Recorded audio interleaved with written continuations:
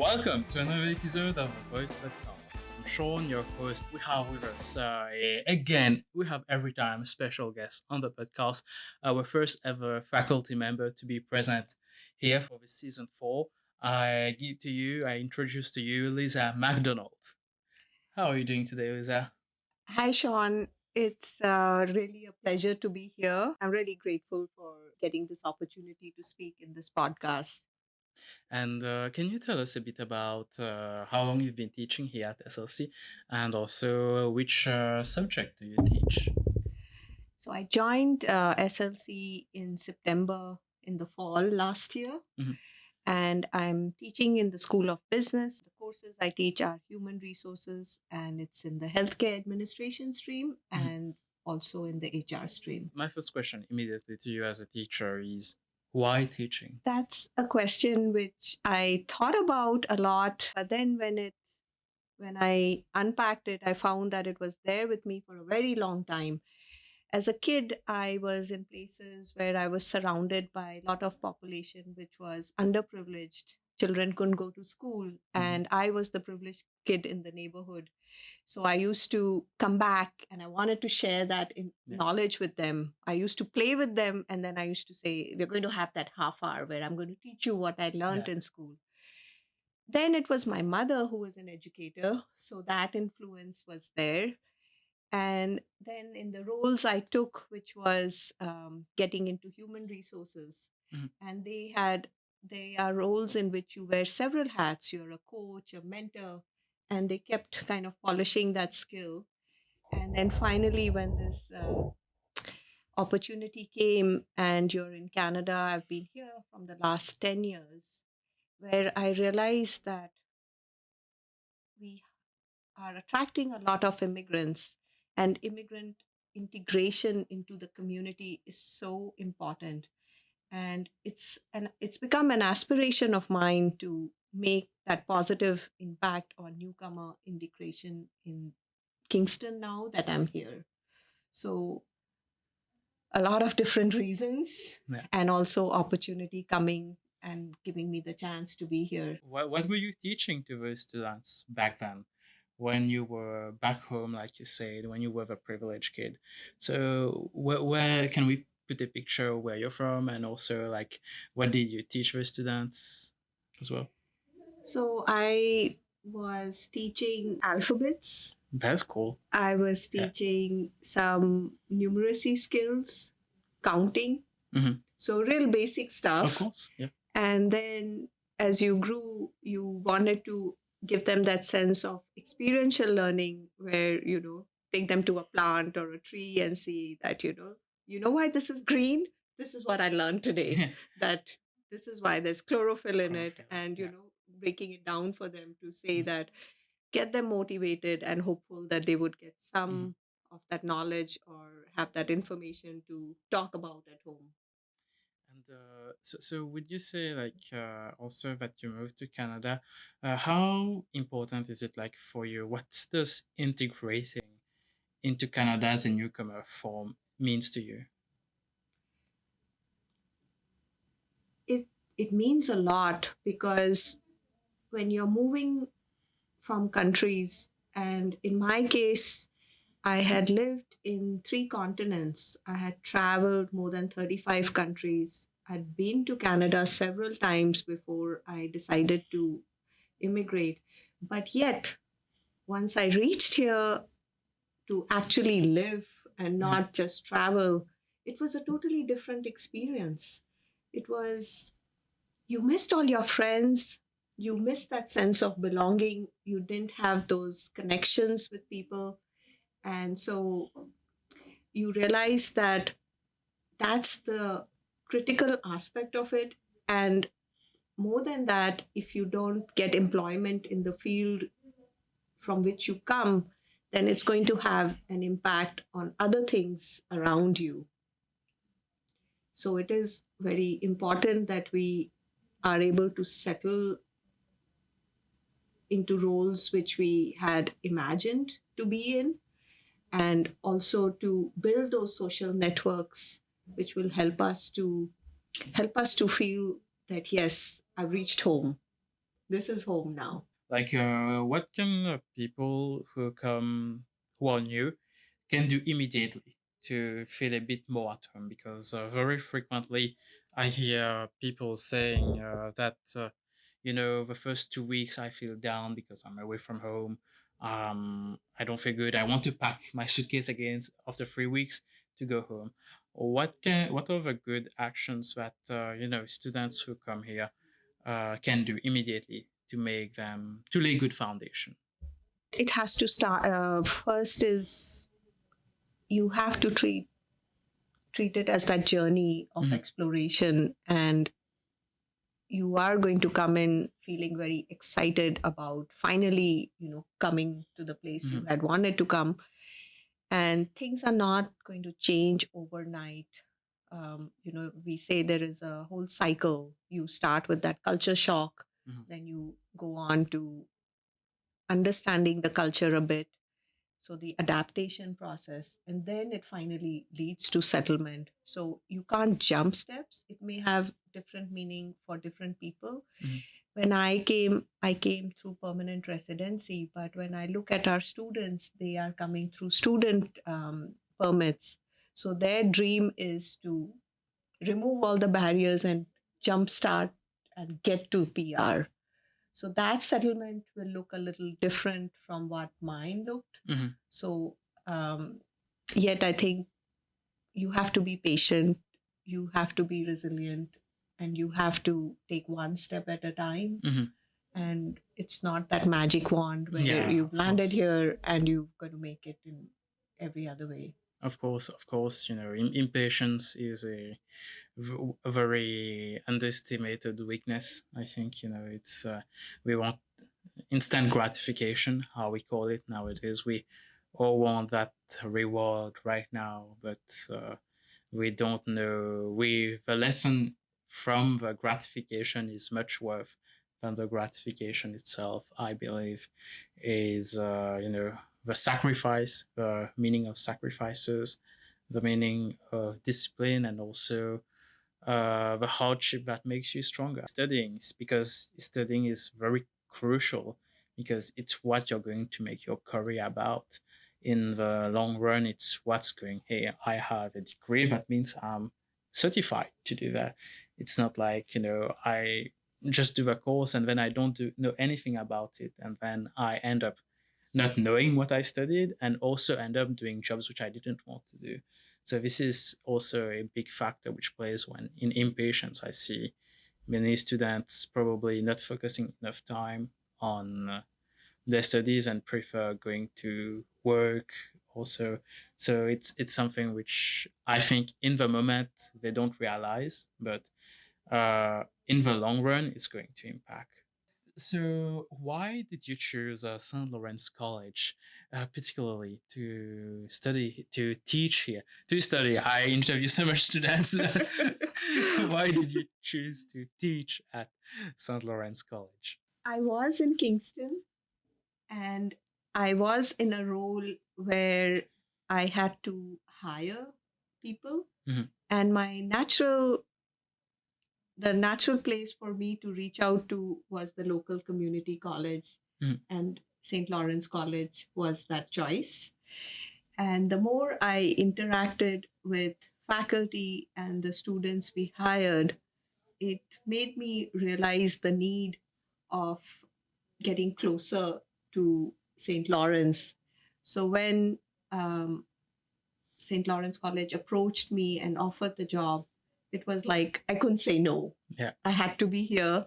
I had to be at that place where I could have a bigger impact in building my community, where we are attracting students who are our future employees. So we have to get them job ready. And let's start right from the start. So I'm really grateful to our dean, Patrick Igbununu, and Mhm. our faculty, Julie White, and we have Ekta and Kelly. So all of them, all those interactions with so many of those made me feel that sense that this is my community, this is my learning hub, Yeah. and so I need to be part of it, and that's what brought me here. And so I guess it was like a no-brainer that is to come and study here. And now that you are a teacher at St. Lawrence College here on the Kingston campus, what did you notice in particular from SLC students? Do you not what immediately caught your attention? I think it's the excitement and the positivity and the determination. Leaving your own country at such a young age and dreaming about being successful in most of them coming from warm countries and coming to this cold environment. Yeah.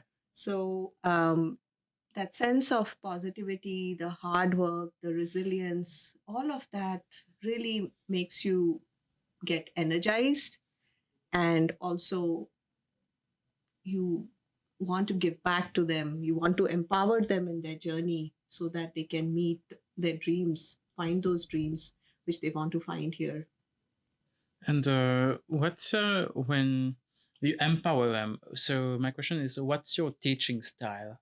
Like empowerment being one of them. Also, how do you empower students, and what are also the teaching style that you apply? My teaching style, I think what I would, if I had to give it a label, I would say it's compassionate teaching, where I like to look at the strengths of what the students bring and then understand their role, understand their goals, so that I can understand both those things and then help them through the courses we are teaching so that they are job ready. So I know that the teaching style in other countries is different from what we have in North America, and understanding that without giving up what you have and bring, not making them feel that you have to unlearn everything or you have to give up all your strengths to be successful here. You need to understand the system, you need to understand how we do things here, and use it by retaining your values, retaining the strengths you have, and so help them discover those strengths and along the way.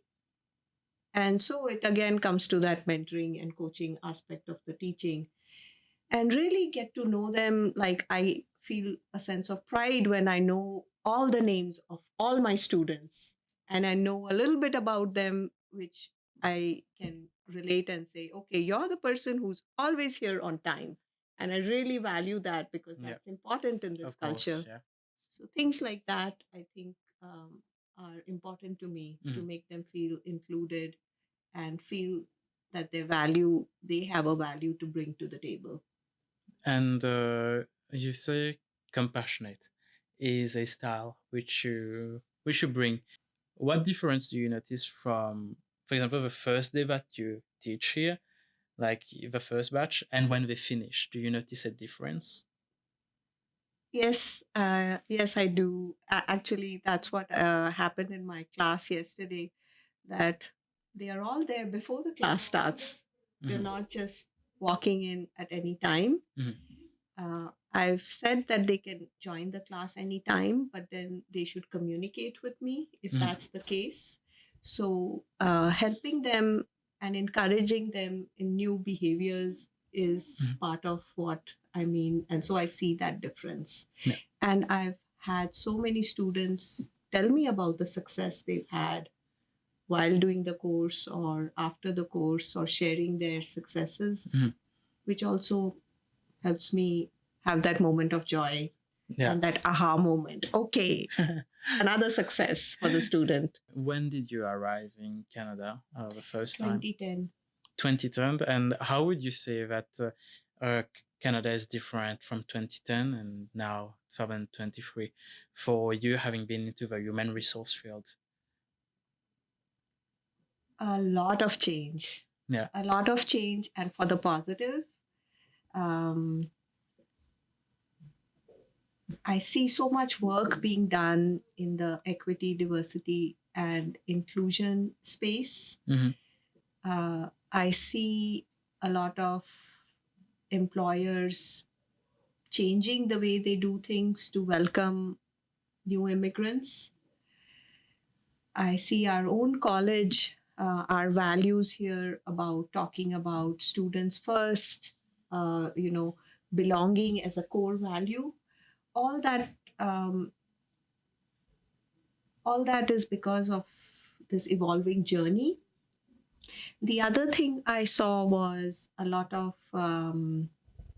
there's a lot of education and knowledge sharing around indigenous ways of doing things. I'm currently taking the teaching effectiveness program with the college, and we are learning about land based education. So, which is very close to my heart because it's kind of a collectivist culture approach where you see things in the totality. You see them in the bigger picture that everyone has a part to play. And I think it's something which COVID has also taught us that nothing is nothing is not connected. We're all in it together, and it happened to us together. So a lot of changes I saw from that kind of approach.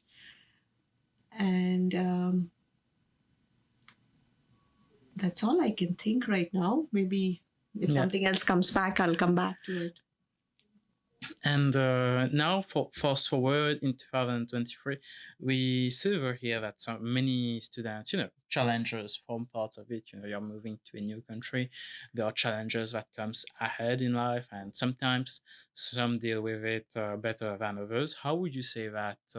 What advice would you give to students who we are having new intake this summer, starting like in May? What would be the advice that you would give to those students? Coming during the summer? What should they do? What are the cultural things which they should know? What are the behaviors which they should have in order, and the best practices also to start life well in Canada? Again, coming from Hmm. a different culture where Hmm. I was used to getting advice all the time. And Yeah. then, so this is my chance to give advice. Yeah. So I think talking about the same theme where, there is going to be the culture shock, no matter Hmm. how prepared you are. And there are going to be some failures, but they're not there forever. Hmm. So you need to look at them as stepping stones. And as somebody had said, that every single storm runs out of water after some time. So it's not going to be there forever, the same theme.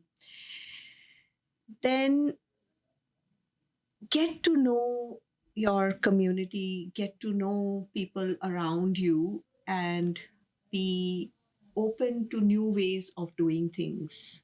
This will be that wonderful time when you get to reinvent yourself because things are different. But that was the difference we looked forward to. So we need to change ourselves and adapt to it. So you have to be true to your dream and keep working towards it, but have realistic targets, have short term goals, have medium term goals, and then move towards them gradually. Immediately, there might be issues related to maybe finding the right housing, banking. So, Hmm. the college provides so much information to help that onboarding Hmm. process. So, they should definitely make sure that they Hmm. use all the resources we provide. And again, get all your ducks lined up, take one step at a Hmm. time. And if you want, I can add to this as well. Like one thing which I did before coming to Canada is research. I am a big maniac of researching. I look for there are amazing YouTube channels which you can look in on YouTube. Just for example, I say this is Julia was a YouTube channel which I watched a lot. Like that YouTube channel specialize specifically for people coming to Canada. So she gives advice and everything. So I watched this channel and I did basically everything. So I came prepared. So, like, in that phase where you're like, it's a long thought process. You don't say, oh, tomorrow I'm going to go to Canada to study. It's a 6 months, 8 months, a year, sometimes in advance. So during that year, like, prepare yourself, research the culture, research then look at the useful resources on YouTube. So yeah, this is one thing which I would love to give to students as well, like before they come, do maximum research so that when like, sure, there will be challenges, but those things that you can prevent along the way by learning beforehand, so that those little things like opening a bank account, getting your SIN number, having a cell number, do it in the first 2 days, so you're good. At least those are the essential things which you need, and then you move on, go to your school. Also, you have a website which you can check about your course. You have an email of a program coordinators. If you have any question, email the program coordinators beforehand. That's also an option as well. So, and like Lisa said, and when you come, is you still have interrogation. You have a Korean services. You have a student services as well, the student association, where you can come and talk to us, and we will do our best to make you feel at home. And now, the role of a teacher, I believe, is not only important into teaching what you are teaching, human resources, but also into shaping the values and belief of students, and be it local or also international. That's regardless. How do you yourself balance your own belief in order to teach students? I guess in a couple of ways, you do put on yourself, you have to be that role model for them. So you have to practice what you preach. Yeah. And you have to do it in an authentic way so that they really believe that this is who she is. And I do that by practicing my values, and my values are integrity and inclusion. And that's how those two values guide me in everything, every day in what I do. So whether it's a class which has only international students or a class which has a mix, I'm always trying to pull out experiences from students which can be those teaching moments for both sides, those aha moments. So in this last session, I was teaching health and safety, and I felt both sides didn't know as much, but definitely domestic students had an advantage there because they know how it works. And coming from different countries, we don't have the same safety nets. We don't have all that, those legalities. So bridging that through that aspect of it, and then celebrating our festivals. So we had St. Patrick's Day, and then we had Holi. So talking about both cultures and sharing what they're about helps in spreading that sense of showing that curiosity for the different cultures.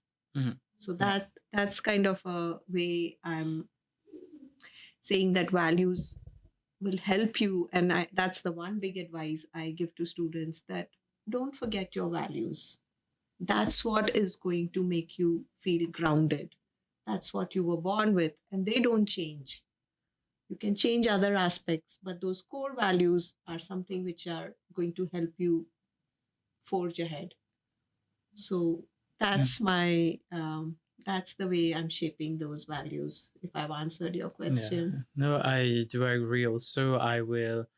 I totally join you on that, and I will even add that by you saying your core values will keep you grounded, I also believe it's a strength, because it's what makes you unique. It's what will make you stand out.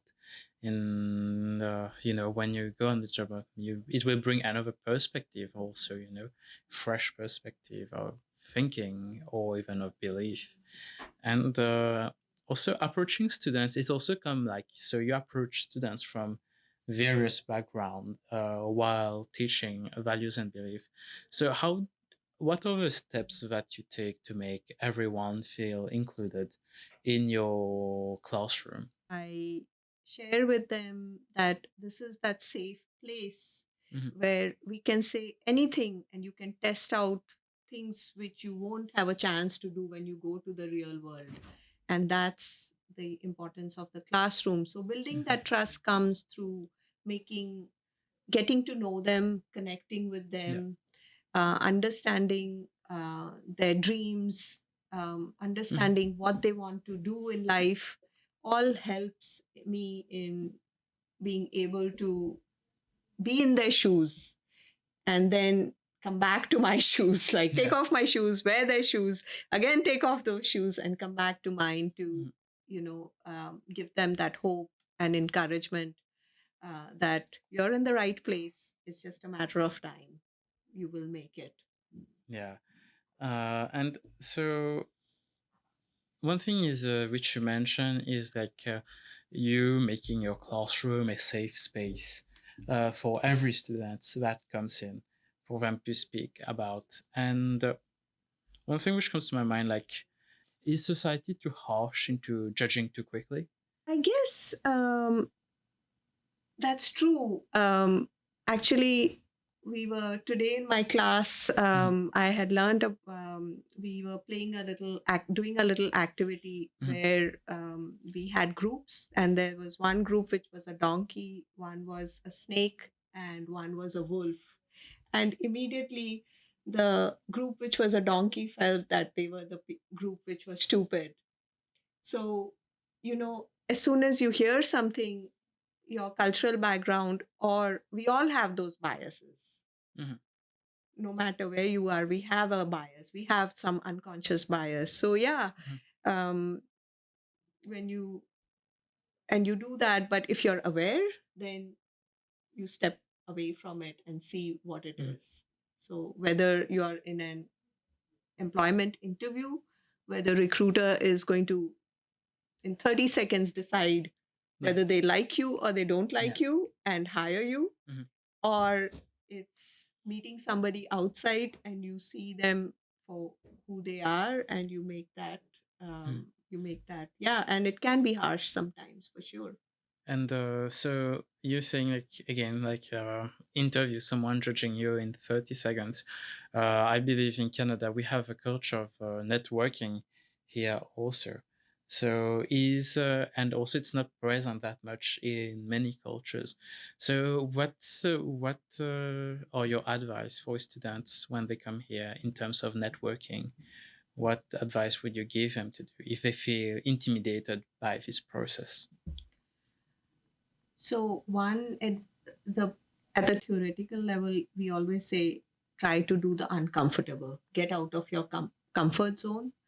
The second thing is that I work full time at the Keys Job Center, and we have a newcomers night, which is a networking night. Mhm. It's on the fourth Thursday of every month.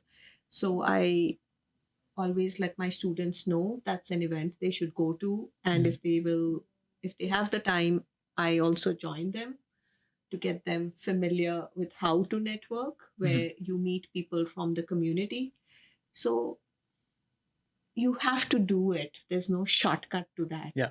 So it's like swimming, right? Mhm. You can read all the books, but if you don't put your toe in the water or Yeah. dip into it, Mhm. you're not going to learn it. So that's kind of the way I would tell students that you had those networks in your home countries, but they were also you kind of inherited them from your families. Yeah. But here you're by yourself, Mhm. so you have to find a way to build that on your own, which comes from doing. Absolutely, absolutely. And my next question is like, you're saying putting your toe in the water, just like swimming. How important would you say are mistakes in life for students, or as a human in general? Mistakes and failures are those learning moments, because if you don't actually, Mm. if I again go back to the interview process, we always have a question which will say, tell us about something you didn't succeed in, tell us about a failure you Mhm. had, because only when you make a mistake then you learn how am I going to correct it. So without mistakes you're not going to learn more. So we welcome mistakes because they are going to be those learning moments for you to succeed. So even when you're coming to Canada and driving is on the other side, You may know driving all the time. I'm not Yeah. saying you should Yeah. do, but you have to do it. You Yeah. have to, without doing and without failing, you can't succeed. So yeah, that's what I would say. They're important. Failure is important for success. The next one's more like the quick fire question, which are more laid back. So, what is your favorite spot in Kingston? I think it is the waterfront Hmm. near Lake Ontario Park. I also like to go canoeing. So Hmm. I found some spots where we can do that. So I think the water is attractive. Yeah. Oh, it's very, very beautiful down there. I love all the coast from Lake Ontario to the harbor. It's very beautiful. You have various parks as well. Mhm. It's majestic. And is there something like at SLC which you would love to add, regardless of budget, time, and resources? If you could dream it and boom, make it happen. I think there's two things which came to my mind. One was about having student placements in programs so students could get the opportunity to be able to work with an employer. And the other thing I think is maybe they have it, but I'm not sure. Some kind of mentorship program which um, benefits both, people who are new in the country and people who've been here for a very long time. And we do have there is a mentorship program at Keys also. But if we could have help to build those professional networks through mentorship, because if you have a mentor, they might introduce you to some other things Mhm. that would help you to grow. And also, like, what is one pet peeve that you have? I think I see that my last name is spelled, it's spelled as MAC lowercase d. And a lot of times I'll find people spelling it as either MC or with MAC with a capital D. And that's my pet peeve right now. Yeah, I think it's because of the franchise, which the burger franchise, which has your name. That's why they do that. But yeah, I do agree. You want your name to be written in a proper way. Correct. And so, what is one book that you would absolutely recommend to students to read? The book which is coming to my mind is a book called Ikigai, Finding Your Balance. And the reason I recommend that to the students is because it talks about flow and finding joy in small wins in your life. It also talks about finding work which you love to do and then finding work which is needed in the world. So, and then you move on to that work should be paid for. And so, if all those three come together, then you're going to find that flow in your life, that balance, and you're going to be able to be happy and find those moments of joy. And is there like any message which you would love to give to the students who are coming this up and coming summer? It's important that you make informed decisions. Also, find boundaries when you're looking for work, because I know you want to take up the jobs, you need that experience, but you have to balance it with your school. You've paid a lot of money to get enrolled into the courses, so you cannot lose track of that. And last is, don't hesitate to ask for help when you need it. There are so many resources which are available while you're at SLC as a student and also as an alumni. So use the help you need to navigate the next few months or the year while you're here. And finally, as I said before, feel the strength of your values and what you bring to the table. And now, so you can insert the Ubuntu part if you want to. So I recently also got introduced to this idea of Ubuntu, which means that I am because you are. So we both keep influencing each other to take out the best in who I am. So that's like a message which I feel that we all need to keep in mind. It's a African proverb. All right. On those wise words, Lisa, I would like to thank you very much for your time, for coming on the Voice podcast to share your knowledge, your experience, your invaluable experience to up and coming students who join during the summer. And I'm sure they will find it full of resource, full of compassion, as you say, feel your style through our episode. And again, like, what can we wish you for the future? For the future, I want to mention another great book. Mhm. It's called On Belonging Finding Connection Mhm. in an Age of Isolation. This is written by Kim Samuels, and she says that knowing that one out of every four Canadian will face some mental health challenge. So we need to have four things in place so that all of us feel that sense of belonging. And she calls them the four P's: people, place, power, and purpose. And when all of them come together, we are connected and we belong.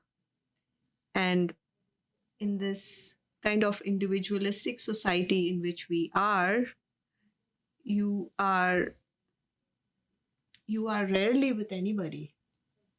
So we need to make those connections to feel belonging and bring our best selves.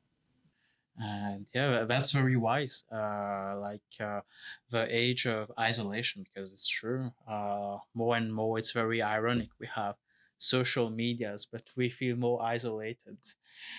We wonder what's social in them at the end of the day. But again, that's for another debate. Really appreciate you coming, sharing that positive calmness of energy with us, and thank you so much for the resourcing advice. And again, like, if you want to more content like this, please do put your comments in the comment section, give us a like, and also contact us on SA Voice Podcast on Instagram, where you can follow and see little reels of podcasts if you don't have the time to watch the full episode. And again, I wish you a warm welcome to the summer semester. And again, like I always say, have an amazing week at SLC. Until then, see you next week. Bye bye. Thank you. Bye bye.